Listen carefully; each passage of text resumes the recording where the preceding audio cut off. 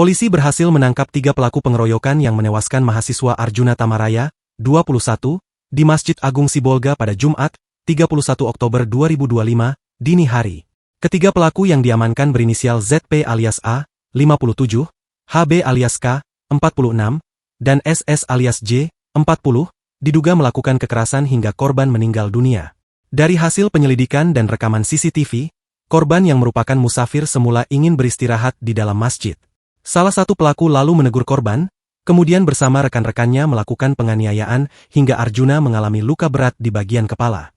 Korban sempat mendapatkan perawatan intensif di rumah sakit setempat. Namun nahas nyawanya tak tertolong dan dinyatakan meninggal dunia pada Sabtu, 1 November 2025. Sementara itu, polisi telah mengamankan sejumlah barang bukti dari lokasi kejadian, termasuk rekaman CCTV Masjid Agung Sibolga dan 1 buah kelapa yang digunakan pelaku. Selain penganiayaan, salah satu pelaku juga diduga mengambil uang korban. Kasus ini membuat polisi menjerat para pelaku dengan pasal 338 KUHP tentang pembunuhan.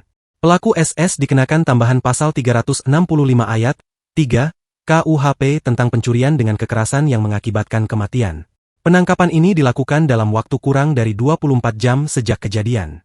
Pihak kepolisian memastikan kasus ini masih terus didalami untuk menuntaskan proses hukum terhadap ketiga pelaku.